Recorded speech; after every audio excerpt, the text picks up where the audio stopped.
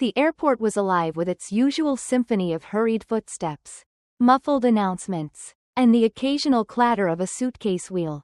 Elijah Carter, a 10-year-old boy with wide, curious eyes, clutched the straps of his backpack as he stood beside his Aunt Celeste. The sights and sounds around him were as foreign as the notion of flying itself. This was his first time stepping into an airport, and though he tried to appear calm, his small fingers betrayed him. Tugging nervously at the hem of his superhero t-shirt, Celeste glanced down at him, her face a portrait of quiet reassurance.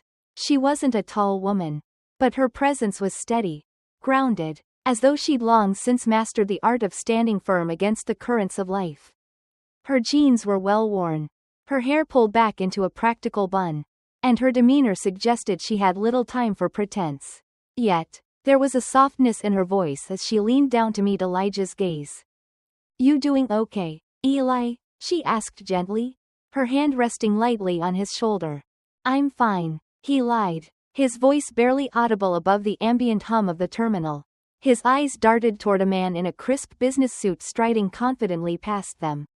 Pulling a sleek, black carry-on, Elijah shifted uncomfortably, glancing down at his sneakers, scuffed from playground adventures and far from the polished leather shoes he saw around him. Celeste noticed the flicker of unease in her nephew's expression. She crouched slightly, bringing herself to his level. "You know," she began, her tone casual but deliberate.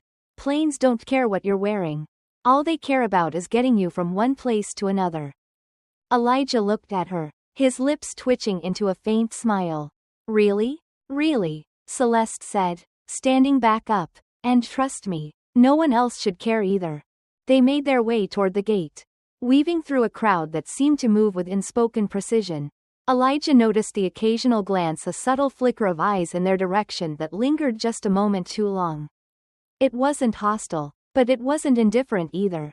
It was the kind of look that settled somewhere between curiosity and judgment, leaving a faint but undeniable sting in its wake. "Do you think we should have dressed up more?" he asked suddenly. Tugging at Celeste's sleeve, his voice was soft, hesitant, as though he already knew the answer but needed reassurance. Celeste paused, her eyes scanning the crowded gate area before settling back on him. "Sweetheart," she said with quiet conviction, "we're here to fly, not to impress anyone. What matters is that we're comfortable. Don't let anyone make you feel like you need to be something you're not." Her words were simple, yet they carried a weight Elijah couldn't fully grasp. Still, they comforted him enough to bring a faint sense of ease as they settled into their seats at the gate. Elijah watched as other passengers began to gather, a family with children in matching outfits, an elderly couple dressed in pressed slacks, and a group of young professionals with briefcases and laptops. He wondered if they were all as nervous as he was, or if they simply belonged in this world of travel. A world that felt so far removed from his own. As the minutes ticked by, the announcement for their flight echoed through the terminal. Celeste stood, offering her hand to Elijah. "Ready?" she asked. He nodded, though his grip on her hand tightened as they approached the boarding line. The rows of passengers moved forward in an orderly fashion, each one presenting their boarding passes with practiced ease. When it was their turn, Celeste handed over their tickets with a polite smile. The attendant scanned them without a second glance, and Elijah felt a brief surge of relief as they were waved through. The relief was short-lived. As they walked down the narrow jet bridge, Elijah couldn't help but notice the slight shift in tone from the flight attendants greeting passengers at the door. Their smiles felt warmer for some, their greetings more animated. When it was his and Celeste's turn, the smile was there, but it was fleeting, more a matter of protocol than genuine welcome. Elijah didn't have the words to describe it, but he felt it, just as surely as he felt the straps of his backpack digging into his shoulders. Inside the plane, Celeste pointed to their row. "You get the window seat," she said with a wink. "Best view in the house." Elijah slid into his seat, pressing his face to the small oval window. The world outside looked so different from here. The baggage carts zipping by like toys. The planes lined up like sleeping giants. For a moment, his nerves melted into awe. Celeste busied herself with their belongings, tucking bags under the seats and pulling out a snack for later. Beside her, An elderly woman with silver hair and a kind face took the aisle seat. She turned to Elijah with a warm smile. "First time flying?" she asked. Elijah nodded shyly. "Yes, ma'am." "Well, aren't you in for an adventure?" she said, her voice lilting with genuine warmth.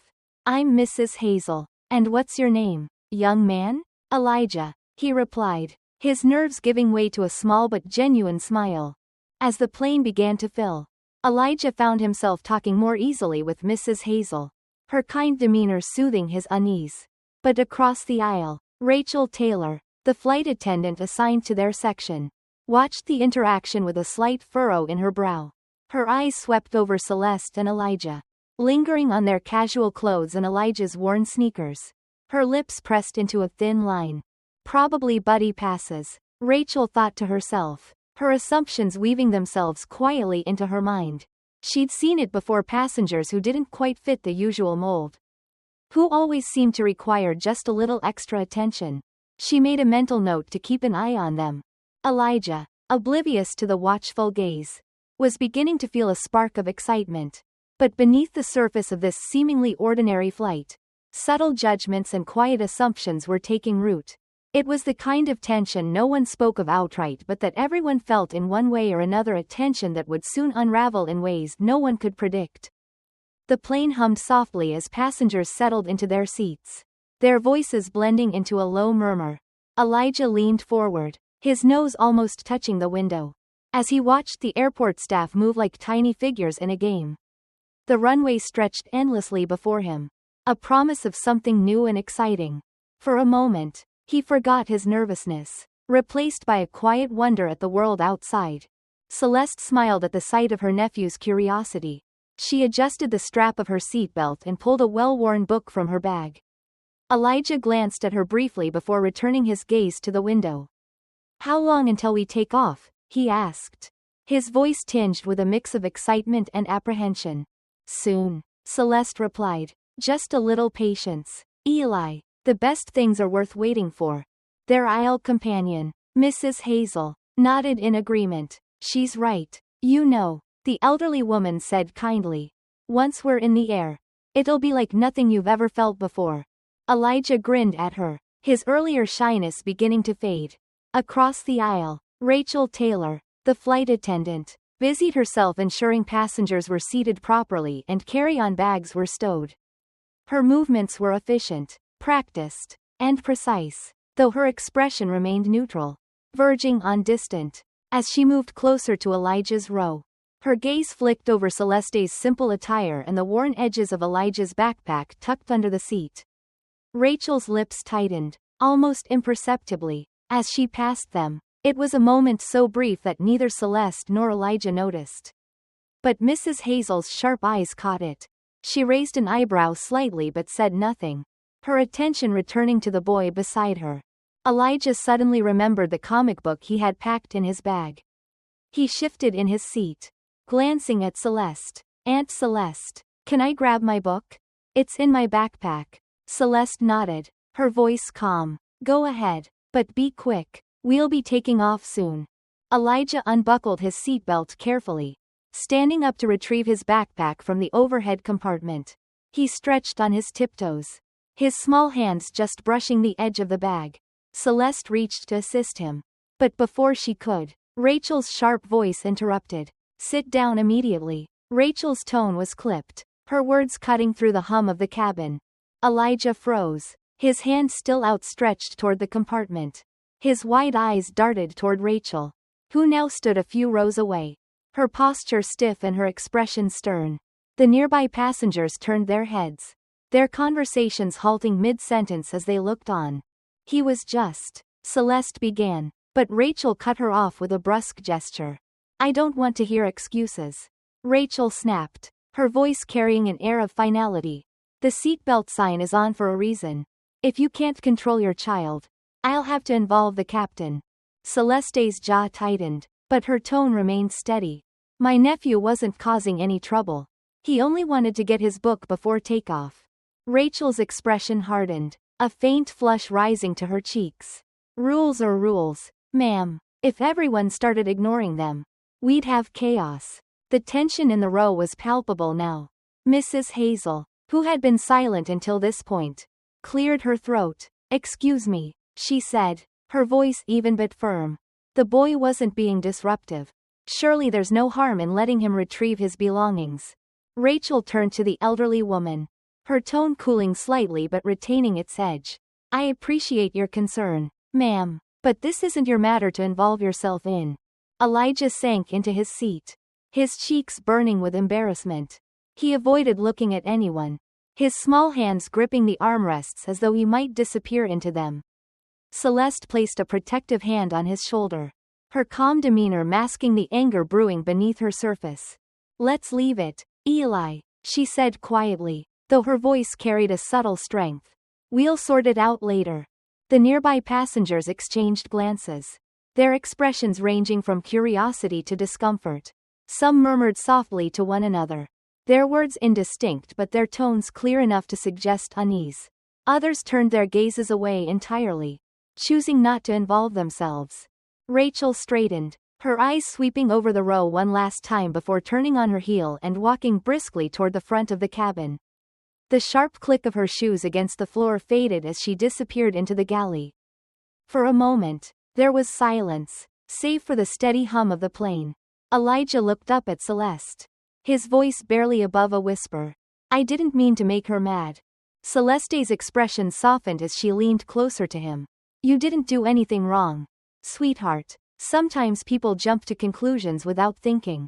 That's not on you." Mrs. Hazel patted Elijah's hand gently. "She's right, dear. Don't let it bother you too much. People often forget their manners when they feel they have authority." Elijah nodded, though his eyes remained downcast. He felt the weight of the stares that had followed him and the heat of Rachel's words still lingering in the air. For the first time, the excitement of flying felt distant, overshadowed by a quiet shame he couldn't quite name. Celeste turned her attention back to the aisle, her calm exterior unwavering but her mind racing. She knew these moments, small, sharp slights, too well. They were the kind that rarely made headlines, the kind that many dismissed as misunderstandings or overreactions. But she also knew their power, how they could plant seeds of self-doubt, eroding confidence in ways both subtle and profound. The plane began to taxi, and the captain's voice crackled over the intercom, instructing passengers to prepare for takeoff. As the engines roared to life, Celeste reached for Elijah's hand, giving it a reassuring squeeze. He looked up at her, his face still clouded with uncertainty, and she smiled faintly. "Keep looking out that window, Eli," she said softly. "The best part is just ahead." And yet, as the plane lifted into the sky, Celeste couldn't shake the feeling that something more was coming, that this wasn't the end of Rachel's scrutiny but only the beginning. The plane leveled out as it reached cruising altitude, the roar of the engines softening to a dull hum. Elijah pressed his forehead against the cool glass of the window, watching the clouds drift past. His small hands fidgeted in his lap, and though his aunt's calm presence beside him provided some comfort, the earlier confrontation lingered in his mind like a bruise that wouldn't fade. Celeste glanced at her nephew, sensing his unease. She wanted to tell him it was over, that everything would be fine now, but she couldn't bring herself to say it. Words of reassurance would ring hollow if the flight attendant's sharp tone returned. Instead, she reached for the book she had tucked into her bag earlier, placing it gently in Elijah's lap. "Here," she said softly. "I know you've been waiting to read this." Elijah looked down at the cover, a familiar superhero glaring back at him with the same determination Elijah wished he felt. He managed a small smile and flipped the book open. Mrs. Hazel, seated in the aisle seat, leaned over slightly, her gentle voice breaking the quiet. "You know," she said with a smile, "I used to read those to my grandson when he was your age. He loved them, couldn't put them down." Elijah glanced up at her, some of his tension easing. "Really?" "Absolutely," Mrs. Hazel replied. "He even made me wear a cape once, just so I could read in character." The corners of Elijah's mouth turned upward, and Celeste couldn't help but feel grateful for the elderly woman's warmth. It was the kind of human connection that often soothed frayed nerves, even if only for a moment. But the quiet reprieve didn't last. Rachel Taylor appeared at the front of the cabin. Her professional smile replaced by a tight-lipped frown. Her eyes scanned the rows with practiced efficiency until they landed once again on Elijah and Celeste. Her expression stiffened as she made her way toward them, her posture as rigid as the clipped tone that followed. "Ma'am," she began, stopping at their row, "I need to speak with you." Celeste looked up, her face neutral but her eyes alert. "Is something wrong?" Rachel's gaze flicked briefly toward Elijah before returning to Celeste. "Your behavior earlier was disruptive. I've spoken to the captain. And we've decided it's best for you and your nephew to disembark." The words hung in the air like smoke, heavy and suffocating. For a moment, Celeste didn't respond, her mind struggling to process what she had just heard. Elijah froze, his comic book slipping from his hands onto the floor. "Excuse me?" Celeste said, her voice calm but firm. "You've made other passengers uncomfortable." Rachel continued, her tone devoid of emotion. "We can't allow this kind of behavior to jeopardize the flight." Celeste straightened in her seat, her hand instinctively reaching for Elijah's. "What behavior are you referring to?" "My nephew was retrieving his book. That's all. I'm not here to debate with you." "Ma'am," Rachel replied, crossing her arms, "the captain has made his decision. If you don't leave willingly, we'll have to call security." A ripple of whispers spread through the nearby rows as passengers exchanged uncertain glances.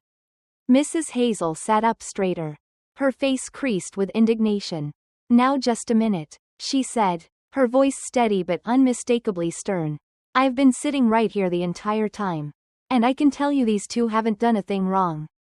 Rachel turned to Mrs. Hazel, her professional demeanor faltering for just a moment. "Ma'am, I understand your concern, but this isn't your matter to get involved in." "I beg to differ," Mrs. Hazel replied, her tone sharpening. "I've been flying for decades. And I've never seen anything like this." Elijah clung to Celeste's arm, his eyes wide and glistening with tears. "Aunt Celeste," he whispered, his voice trembling. "What's happening? Did I do something bad?" Celeste looked down at him, her heart aching at the fear in his voice. She placed both hands on his shoulders, her voice soft but resolute. "You didn't do anything wrong, Elijah. Sometimes people make decisions based on things they don't understand. But this isn't your fault."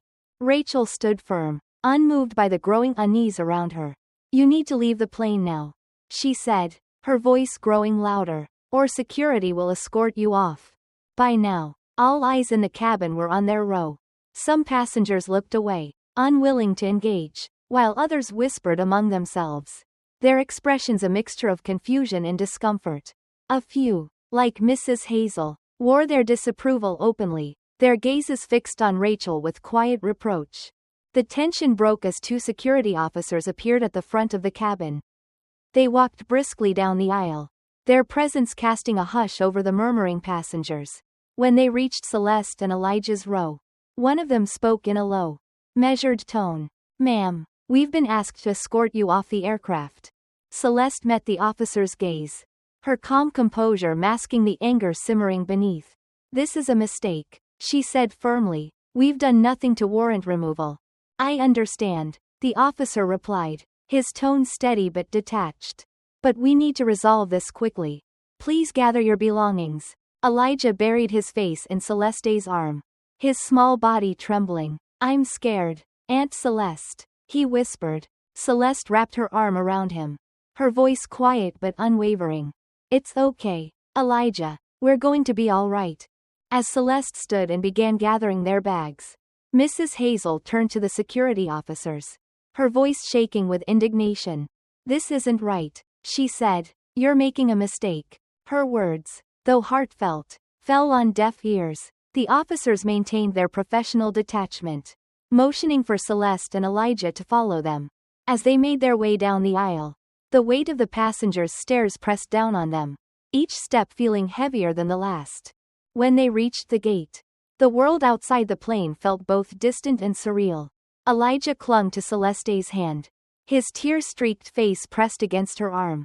Celeste knelt down to his level, her voice soft but steady. "You're brave, Elijah," she said. "What happened wasn't fair, but we'll figure it out. I promise." Elijah nodded, Though his tears continued to fall, Celeste pulled him close, wrapping him in a protective embrace. Nearby, the security officers lingered, their presence a reminder of the ordeal they had just endured. The hum of the airport seemed quieter now, as if the world itself had paused to absorb what had happened. For Celeste, the fight was far from over. But for now, her focus was on Elijah, on helping him understand that their worth wasn't defined by the judgment of others. And yet, beneath the surface of her calm exterior, a storm was brewing, a quiet, steady determination to seek justice. Not just for Elijah but for anyone who had ever been made to feel small for simply existing. The terminal seemed quieter now, though it was still filled with the ebb and flow of travelers moving toward their destinations. Elijah sat beside his aunt at the gate, his small frame hunched over as he stared down at his shoes. His backpack rested at his feet, its superhero patch slightly frayed at the edges. Beside him, Celeste sat upright, her expression calm but unreadable, the faint crease in her brow the only sign of the storm brewing inside her. The world around them carried on, oblivious. Flight announcements echoed overhead, passengers shuffled through lines, and the faint hum of a nearby coffee grinder added to the white noise. But for Celeste and Elijah, the ordinary rhythm of travel felt distant, as if they were no longer part of it. Elijah finally broke the silence, his voice small and tentative. "Aunt Celeste," he said, not looking up, "why did they do that to us?" Celeste glanced at him, her face softening. She placed a hand gently on his shoulder, choosing her words carefully. "Sometimes, Elijah," she began, "people make decisions based on what they think they know, not what's true. They see what's on the surface, what someone looks like, how they dress, and they let that shape how they treat them." Elijah frowned, his young mind wrestling with a concept that felt both too big and too close.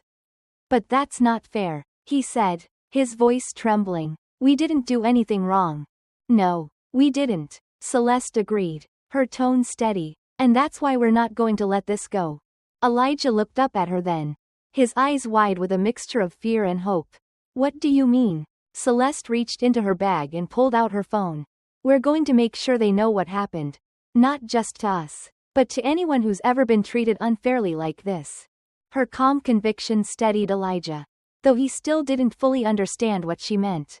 He watched as she scrolled through her contacts, pausing before making a call. The voice on the other end was familiar. "Mr. Collins, a longtime friend and one of the airline's major investors." "Mr. Collins," Celeste said, her voice cool and measured. "I'm sorry to bother you on a weekend, but I need your help." Elijah couldn't hear the other side of the conversation, but he could tell from the way Celeste spoke, clear, deliberate, unwavering, that she was not asking for a favor. She was demanding accountability. When the call ended, she slipped her phone back into her bag and turned to Elijah. "Mr. Collins is going to make some calls," she said simply, "but this is just the start." Elijah nodded, though his heart still felt heavy. He leaned against his aunt, the familiar comfort of her presence easing the sting of the day's events. Celeste rested a hand on his back, her steady resolve a quiet promise that they would face this together. Unbeknownst to them, the first ripple of change had already begun. Across the terminal, a young woman who had been seated near them on the flight sat with her phone in hand. Her fingers hovered over the screen before she pressed upload, sending a video of the incident out into the world. The caption was simple but heartfelt. "I can't believe what I just witnessed. This boy and his aunt were treated so unfairly. We can't let this slide." Within minutes, the video began to spread. At first, it was a small wave, a few likes, a handful of shares, but as the hours passed, the wave grew, picking up speed and force, drawing the attention of people far beyond the airport. Strangers from all walks of life commented, their words a mix of outrage and solidarity. "This is unacceptable," one person wrote. "We need to hold this airline accountable." "Poor kid," another commented. "I can't imagine how humiliating this must have been." By the time Celeste and Elijah boarded their next flight, a later one arranged by Mr. Collins, they remained unaware of the storm brewing online. The flight attendants on this plane greeted them warmly, their smiles genuine and their actions attentive. Celeste noticed the difference immediately. Whether it was due to Mr. Collins' intervention or something else, she couldn't be sure. As Elijah settled into his seat, a nervous but hopeful smile crossed his face. "Do you think it'll be okay this time?" he asked. Celeste nodded, her hand resting lightly on his. "Yes, Elijah, it will be." The flight passed without incident. And when they landed, they were met not with more scrutiny but with curiosity. As they exited the gate, Celeste's phone buzzed incessantly. She frowned, pulling it out to see a flood of notifications, messages, missed calls, and social media alerts. Her expression shifted as she scrolled through the headlines. "Elijah," she said, her voice soft but edged with disbelief. "The video of what happened, it's gone viral." Elijah looked up at her, his young face filled with confusion. "What does that mean?" "It means," Celeste explained, "that people all over the world are talking about what happened to us. They're angry. They're standing up for us." Elijah's eyes widened, and he looked around as if expecting to see the whole world staring back at him. "Everyone knows?" he asked, his voice barely above a whisper. Celeste knelt down beside him, her hands resting gently on his shoulders. "Yes, sweetheart, but that's not a bad thing. It means we're not alone in this." Elijah nodded slowly, his mind still trying to grasp the weight of it all. As they left the terminal, Celeste couldn't help but think about the power of small acts.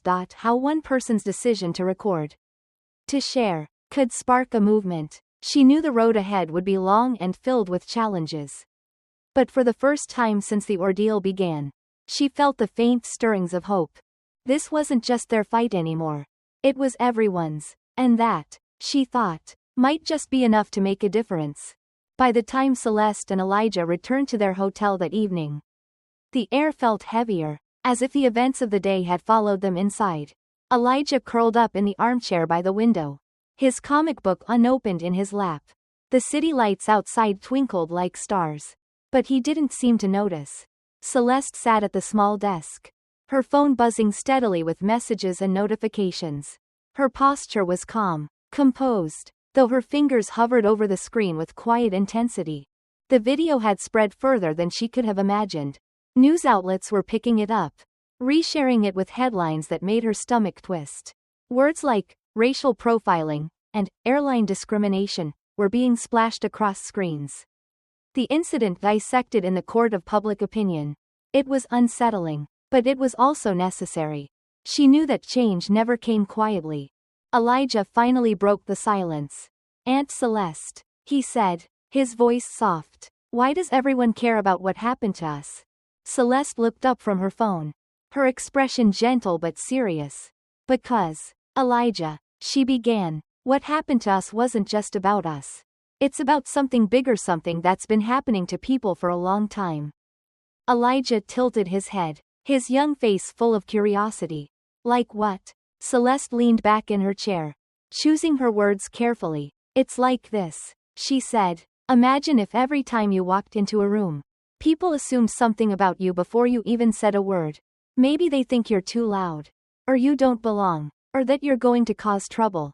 And no matter what you do, you can't change their minds." Elijah frowned. "That doesn't sound fair." "It's not," Celeste agreed. "But it happens sometimes in ways that are hard to see unless you're the one it's happening to."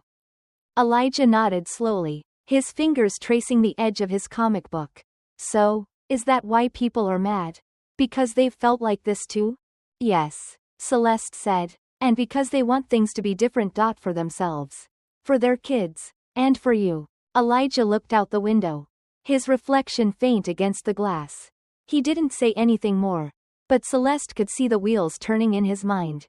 She let the silence settle, knowing he needed time to process everything. The next morning, the ripple effects of the video had become a wave. Celeste's phone buzzed with calls from reporters, civil rights organizations, and even lawyers offering their services.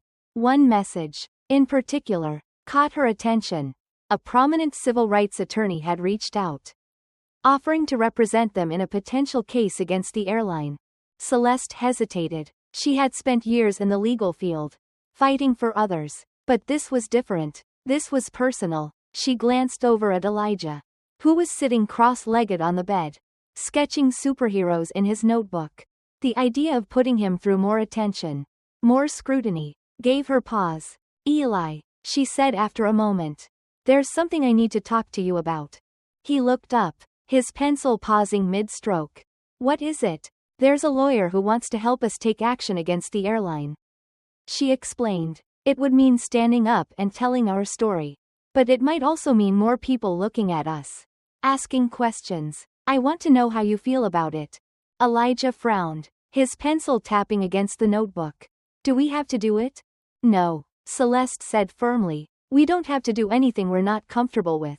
But if we do this, it might help make things better. Not just for us, but for other people too. Elijah stared at his drawing for a long moment before looking back at her. Will you be with me? Always, Celeste said, her voice steady, every step of the way. Elijah nodded slowly. Then I think we should do it. The decision was made. By the end of the day, Celeste had spoken with the attorney, and the wheels of a legal case were set in motion. It wasn't long before the media caught wind of it. Reporters began calling their hotel, and Celeste had to shield Elijah from the growing attention. Still, she couldn't help but notice the groundswell of support from people who saw themselves in their story. Messages flooded in from strangers who had faced similar experiences. One woman wrote about being questioned by a flight attendant for lingering too long near the first-class cabin, despite being a first-class passenger herself. Another man shared a story of being pulled aside for extra screening at the airport, even though he had followed every procedure perfectly. It's not just you. One message read, this happens all the time. Thank you for speaking up. Elijah read some of the messages over her shoulder, his eyes wide. There are so many, he said. I didn't know this happened to other people. It happens more than we realize, Celeste said quietly. But now, people are starting to talk about it. As the days passed, their case became the center of a growing movement. Civil rights organizations released statements of support, and community leaders began calling for systemic changes in the airline industry. Even a few public figures weighed in, amplifying their story to an even larger audience. Elijah watched it all unfold with a mixture of awe and uncertainty. Do you think it'll really change anything? He asked one evening as they sat together in the hotel room.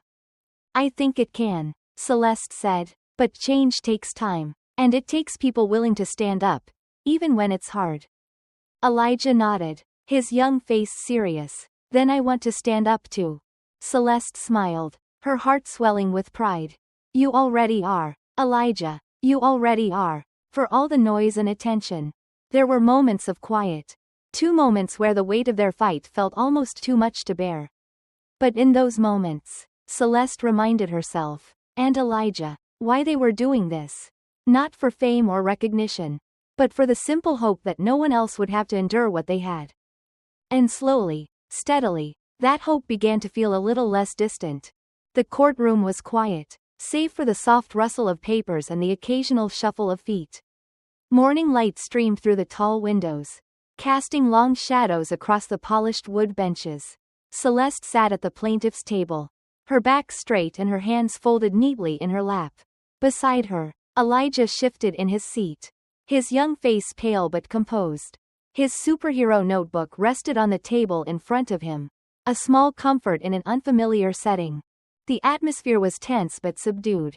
There were no dramatic outbursts or heated arguments, just the careful, deliberate rhythm of a trial slowly unfolding.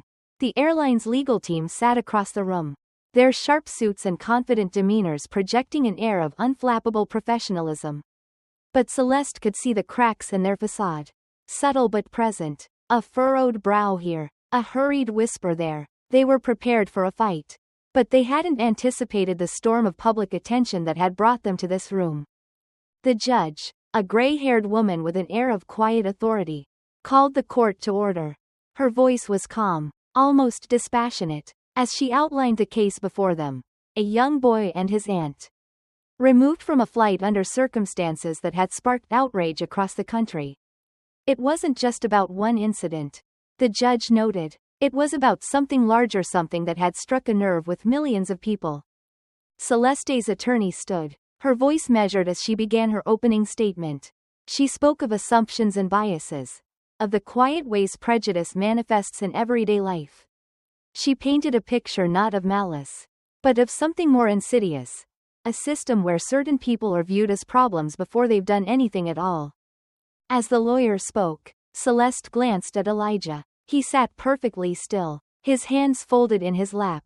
She could see the tension in his shoulders, the way he clenched his jaw ever so slightly. She leaned over and whispered, "You're doing great, Eli." He nodded, his gaze fixed on the floor.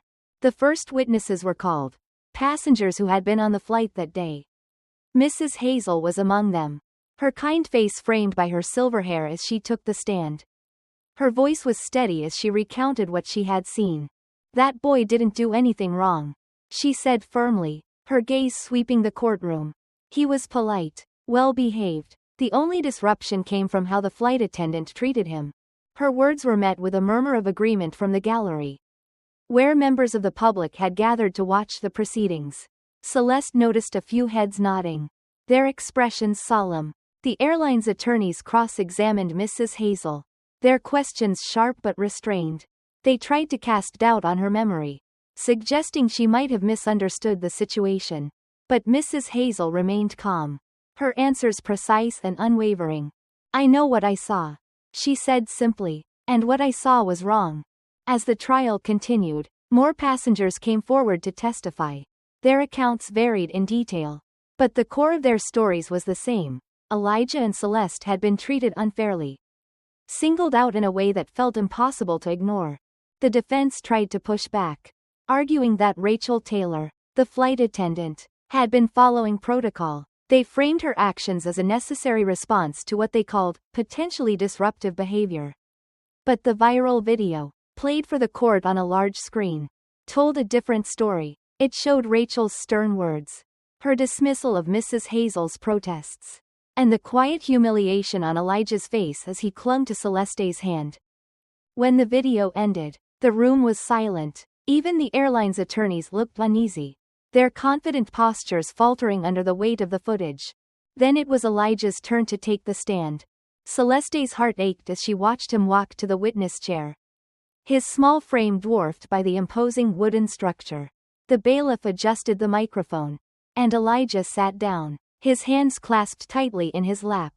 The attorney approached him gently, her voice kind. "Elijah, can you tell us about what happened that day?" Elijah hesitated, his eyes flicking toward Celeste. She gave him an encouraging nod, and he took a deep breath. "I was excited to fly," he began, his voice quiet but steady. "It was my first time. I just wanted to get my book from my bag so I could read." "And what happened next?" the attorney prompted. "The flight attendant yelled at me," Elijah said, his voice trembling slightly. "She said I was being disruptive. But I wasn't. I just wanted my book." He paused, his hands tightening around each other. "Then she told us we had to leave. I didn't understand why. I didn't do anything wrong." The courtroom was still as Elijah spoke, his words carrying a quiet power. He described the shame he had felt, the way the other passengers had stared at him, and the confusion that had lingered long after they had been escorted off the plane. "I just wanted to see my dad," he said softly, his voice breaking. "I didn't mean to cause any trouble." When he finished, the attorney thanked him and stepped away. The defense chose not to cross-examine him, a decision that spoke volumes. As the day drew to a close, the judge adjourned the court until the following morning. Celeste and Elijah left the courtroom together, the weight of the day pressing heavily on their shoulders. But as they stepped outside, they were met with something unexpected. A small crowd of supporters holding signs that read, "Justice for Elijah," and "End Airline Discrimination." Elijah's eyes widened as he took in the scene. A young woman stepped forward, her voice full of warmth. "You're so brave," she said, smiling at him. "Thank you for standing up." Elijah looked at Celeste, his face a mixture of surprise and pride. "Are they here for us?" he whispered. "They are," Celeste said, resting a hand on his shoulder. "Because what we're doing matters."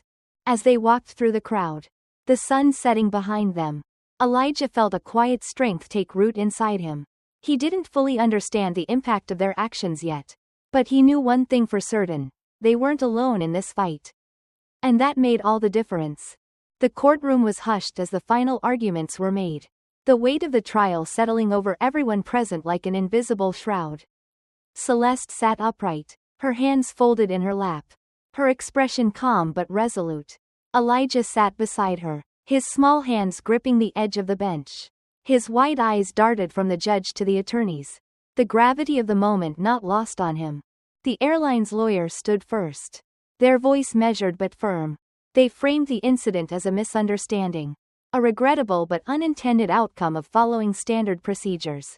They leaned heavily on Rachel Taylor's actions as being consistent with airline policies, emphasizing the complexity of managing passenger safety and compliance in high-pressure environments. The argument was practiced, almost sterile, devoid of any acknowledgement of the deeper issues underlying the case. To Elijah, it sounded like a list of excuses, the kind adults made when they didn't want to admit they were wrong. Celeste, however, remained impassive, listening intently as she always did. Then, it was their lawyer's turn. The attorney, a composed woman with a calm but commanding presence, stood and addressed the jury. Her tone was steady, her words deliberate. "This case is not about a single flight," she began, her voice low and firm, drawing the attention of everyone in the room. "It's about a pattern, a quiet but pervasive pattern, of assumptions, judgments, and actions that impact people like Elijah Carter every day." She walked slowly across the courtroom, her hands resting lightly on the podium. What happened on that plane was not an isolated incident. It was a reflection of a larger issue. One that often goes unnoticed by those who aren't affected by it, but one that leaves a lasting mark on those who are. The lawyer gestured toward Elijah, who straightened slightly under her gaze. Elijah is 10 years old. He was excited about his first flight, excited to see his father. What he experienced instead was public humiliation, a lesson taught not by words but by actions, that he was seen as a problem before he'd done anything at all. The room was silent except for the faint scratch of a journalist's pen against paper.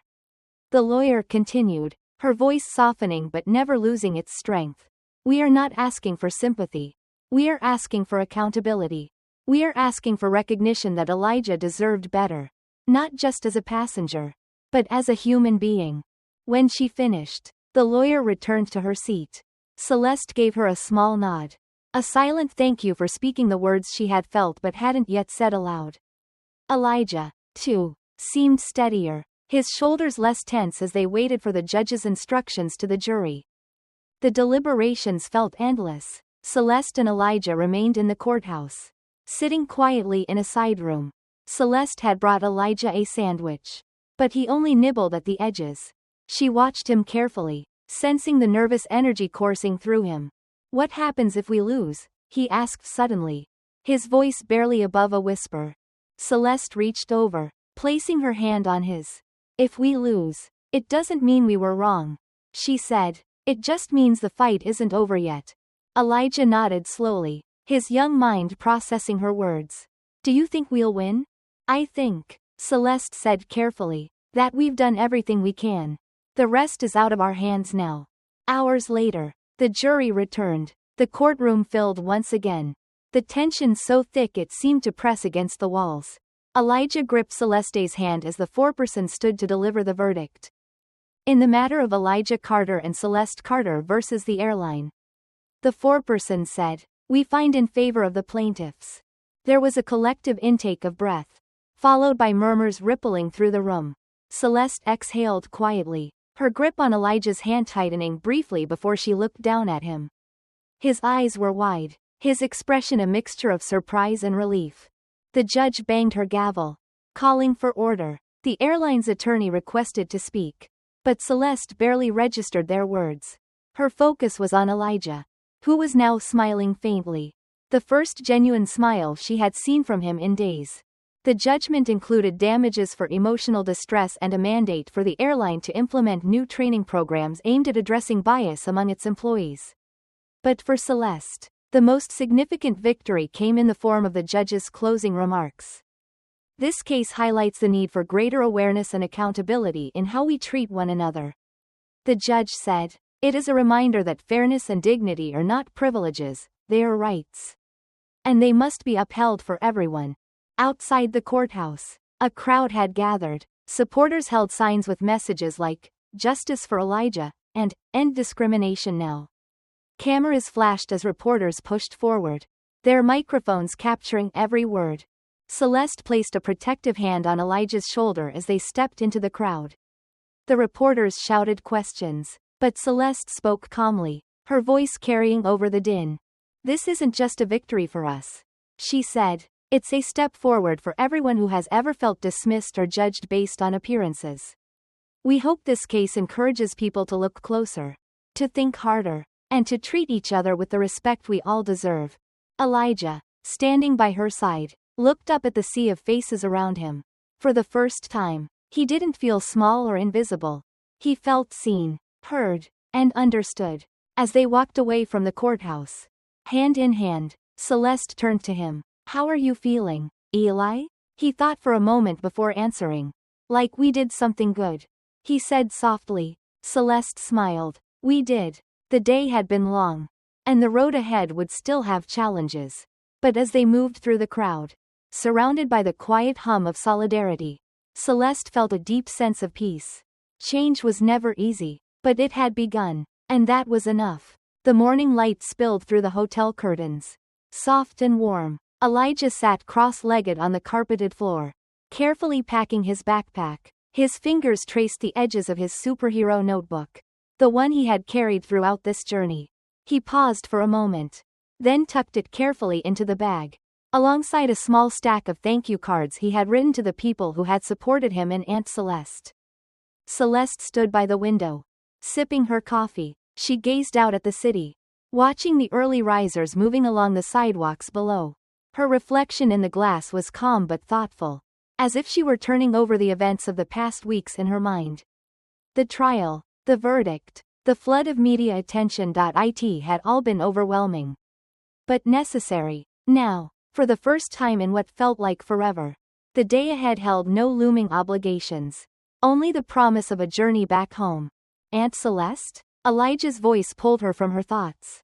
"Yes, Eli?" she asked, turning to face him. "Do you think people will remember what happened? Or will they just forget?" His tone was quiet, curious, but not without a hint of worry. Celeste set her coffee cup down and walked over to sit beside him. "I think some people will forget," she admitted. "That's the nature of the world. We move on to the next story, the next headline. But not everyone will. There are people who heard what happened to us and felt it. Deep down, it reminded them of their own experiences, or made them think differently about the world. Those people won't forget." Elijah nodded, though his brow remained furrowed. "But what if nothing changes?" Celeste smiled gently. "Change is slow, Elijah. It's like planting seeds. You might not see anything at first, but if you keep watering them, one day you'll look back and realize something has grown." Elijah seemed to consider this, his small hands resting on his knees. After a moment, he looked up at her with a faint smile.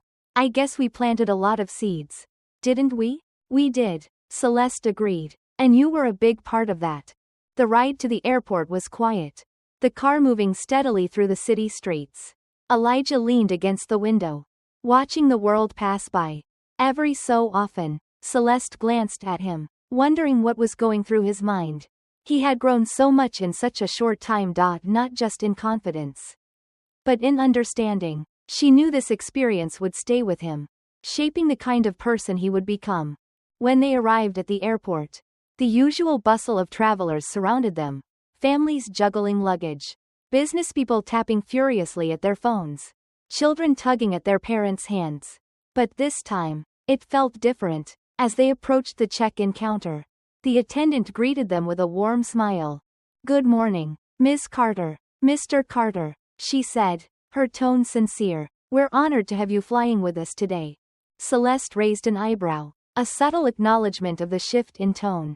"Thank you," she replied politely, handing over their tickets. Elijah said nothing, but he glanced at Celeste with a small, knowing smile. He noticed how the flight attendants greeted them at the gate, how their smiles seemed a little brighter, their words a little kinder. It was a stark contrast to the hostility they had faced before. And though it felt good, it also felt strange. He couldn't help but wonder if the attention would fade once the story did. As they boarded the plane, Elijah found his seat by the window again. He pressed his face to the glass, watching the world outside with a mixture of awe and reflection. Celeste sat beside him, settling in with a book she had brought along. This flight felt quieter, calmer, as if the air itself had softened since their last experience. Do you think it'll always be like this now?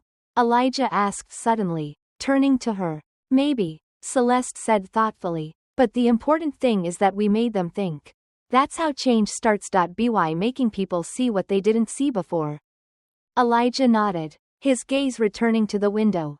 As the plane began its ascent, he thought about all the people who had reached out to them. The stories they had shared. He thought about the hashtags, the news coverage, the supporters outside the courthouse. It wasn't just about him and Aunt Celeste anymore. It was about something bigger, something that mattered. The flight attendants moved through the cabin, offering drinks and snacks. When they reached Elijah's row, the attendant leaned down with a warm smile. Can I get you anything, young man? She asked.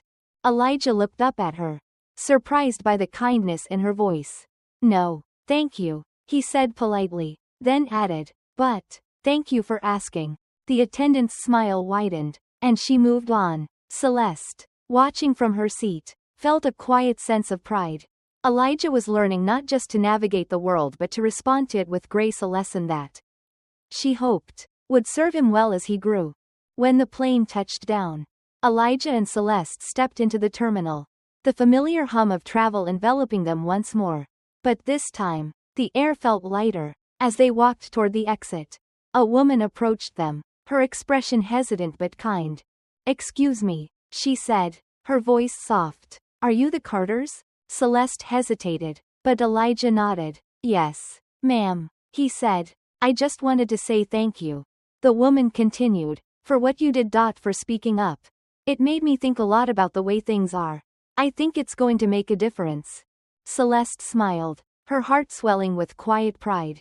Thank you, she said. That means a lot. As they walked away, Elijah glanced up at her. Do you think we made the world better? He asked.